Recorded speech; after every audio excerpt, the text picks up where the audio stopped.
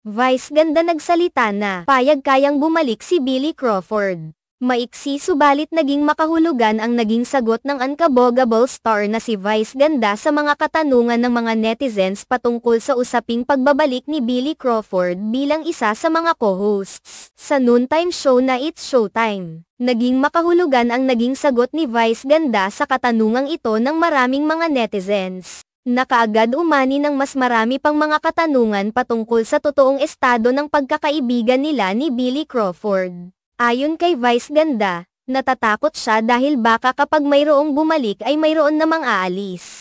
Masaya na rin naman umano sila at kumpleto na sila sa kanilang show.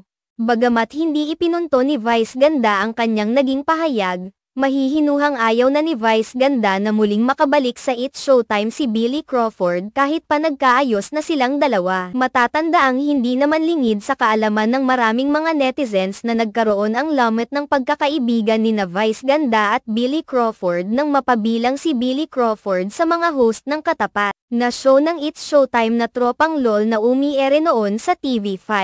Samantala, nag-ugat ang samot-saring mga haka-haka patungkol sa pagbabalik ni Billy Crawford sa It's Showtime nang mapansin ng maraming mga netizens ang ilang araw ng pagliban ni Vong Navarro sa nasabing show. Hinala ng ilang mga netizens na nasuspinde si Vong Navarro kaya naman ay pansamantala muna itong papalitan ni Billy Crawford. Subalit, tila tinapos na ni Vice ganda ang pananahimik sa isyu sa pamamagitan ng kanyang pahayag kung saan sinabi niyang kumpleto naman na sila show. Nangangahulugan lamang umano ito na hindi natanggal sa It's Showtime si Vong Navarro. Maaring nagbakasyon lamang ito dahil hindi naman lingid sa kaalaman ng marami na matindi ang pinagdaanan ni Vong Navarro nitong mga nagdaang taon sa patuloy na pakikipaglaban niya sa mga kaso laban kay Denise Cornejo at iba pang mga kasamahan nito. May mga posibilidad rin na nagiging abala si Vong Navarro sa ibang pang mga showbiz engagements dahil nauna nang isiniwalat nito noon na mayroong niluluto na projects para sa kanila ni Coco Martin.